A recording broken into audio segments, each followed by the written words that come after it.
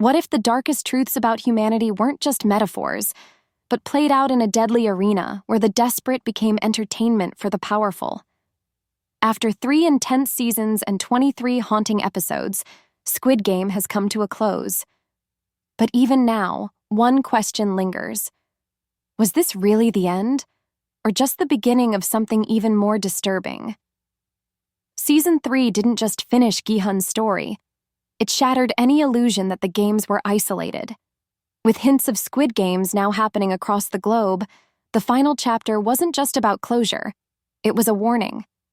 This season placed the brutal contrast between life and death at the center. The players weren't just victims of a system. They became villains to each other.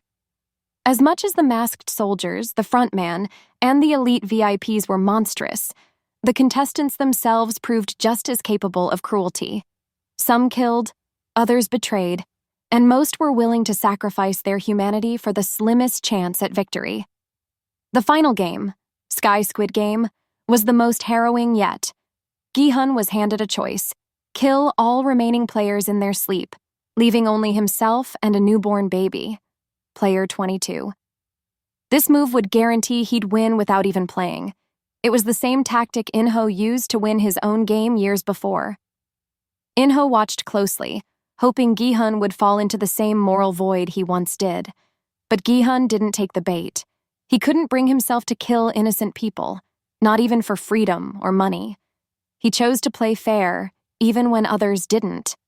Player 100 stood out as the embodiment of everything broken within the human condition. Relentlessly selfish, consistently betraying others to stay ahead. But it was Mong-ji who crossed the darkest line.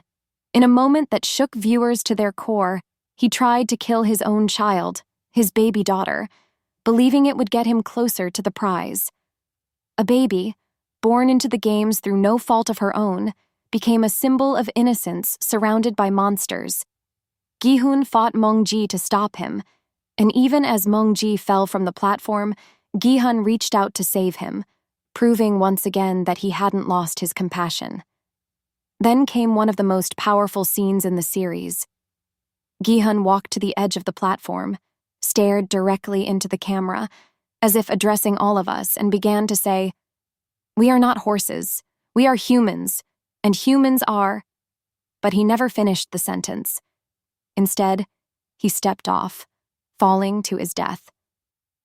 That moment honored the promise he made to Janhai to protect the baby above all else. Gi-hun's final act wasn't about victory, it was about principle. He didn't change. He didn't sell his soul for money or survival. He sacrificed himself so someone pure could live. Watching from afar, Kang Nol was moments away from ending her own life. She'd burned her files, given up on her search for her daughter, and lost her will to live. But Gi-hun's selfless act reignited her hope. She saw there was still good left in the world, and that changed everything. Meanwhile, Junho's actions brought the Coast Guard to the island. As evacuation began, the baby was named the winner. In-ho collected her and left the island before it was destroyed. Afterward, we saw where each surviving character ended up. Junho was stripped of his badge for breaking protocol. In-ho left the baby with Junho, along with the prize money on a debit card. Woo, released from prison, returned to the Pink Motel, intending to rebuild it into something new. Oddly, Gi-hun's money had been removed from the motel's vault, with no clear explanation. Until we saw In-ho traveling to the US. He located Gi-hun's daughter and handed her a card containing all of her father's winnings. But the reunion that Gi-hun had once dreamed of never came. She'd stopped waiting for him long ago. The money he fought so hard for couldn't fix what was lost. His absence left scars money couldn't heal. Kang Nol boarded a plane to China, still clinging to the hope that she'd find her daughter. Player 246, meanwhile, was successfully reunited with his own child.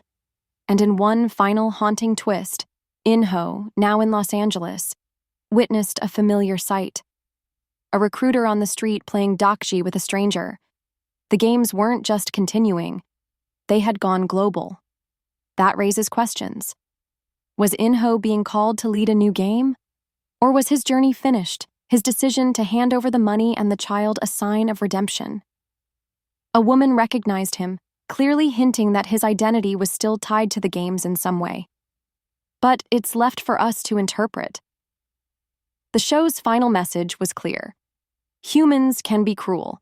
Greed can turn people into monsters. But there's still hope. There's still kindness. Gi-hun's sacrifice wasn't in vain, it was a statement. Everyone, regardless of wealth, status, or desperation, deserves a chance at life. The show reminded us that no life is less valuable than another, and the deaths in this season drove that message home harder than ever. Hyunju died trying to protect Kyung-ja and Jeon-hee, even after finding a way to escape the hide-and-seek game. Her death was senseless and brutal, killed by Mong-ji, despite having already succeeded. Kyung-ja, in a heartbreaking twist, killed her own son Young to save Jeon-hee, then took her own life out of guilt. She had once promised to walk through fire for him. Instead, she became the one to end his life. Jeon-hee died during the jump rope game, unable to continue after fracturing her ankle. With tears in her eyes, she handed her baby to Gi-hun and leapt from the platform, choosing death so her child might live. Min-soo's death came in the final game, addicted, tormented by hallucinations of those he'd lost. While reaching out to an imagined version of Semi, he stepped forward and fell, never realizing it was the end. But the most impactful death of all was Gi-hun's. He had every chance to survive, yet chose not to. Not because he was weak, but because he was strong enough to live by his values. He didn't cheat, didn't betray, and refused to be broken by the system. His death meant something. Without it, the message would have lost its weight. Season 3 was a triumph. Every character arc landed, every emotional beat hit. Unlike Season 2, which felt more distant, this season drew you in. The final 2 episodes especially were unrelenting, full of dread, suspense, and heartbreak. The new game formats like hide-and-seek, jump rope, and Sky Squid Game were brilliantly crafted. Each one stripped away another layer of morality from the players, pushing them to their limits. In the end, Squid Game didn't overstay its welcome. It chose to end with impact rather than fade out. That decision, bold and rare, meant it could say something powerful about humanity without watering it down. And in Gi-hun's final act, it did just that. A show that began as a brutal survival game became a tragic reflection of who we are and who we could choose to be.